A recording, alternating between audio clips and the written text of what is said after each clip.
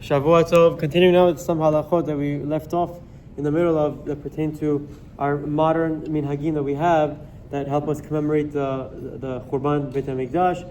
The most classic and most well-known are obviously those minhagim that exist at the wedding ceremony. So we'll say a few of them very, very quickly. There's a minhag that Shulchan Aruch actually brings down, but it's primarily practiced by Ashkenazim today. Sfaradim don't have this minhag anymore. The minhag is that on the day of a chatan's wedding, they put ashes on his makom tefillin, on his forehead, on the top of his head, where he put on tefillin, to commemorate the destruction of the Hamikdash.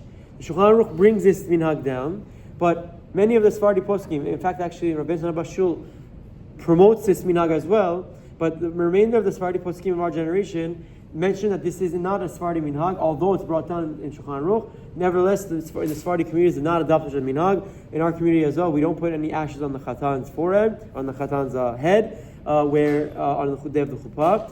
But some Ashkenazi communities do it, and the idea is to commemorate the LeChurban Beit Hamikdash when they burnt the Beit Hamikdash. Obviously, when there's a fire, there's ashes, so that's how they would remember. However, we do have a minhag, our community, to break a glass under the chuppah. There's two minhagim actually. There's one before Sheva Brachot and one after Sheva Brachot.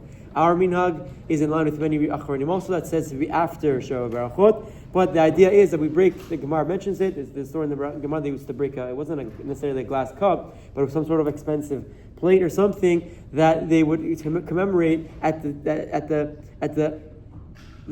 climax of the simcha, the chatan and kala. They shouldn't forget Yerushalayim and the Beit Hamikdash. This indeed is our minhag. We break the glass. There's many questions. What type of glass needs to be used?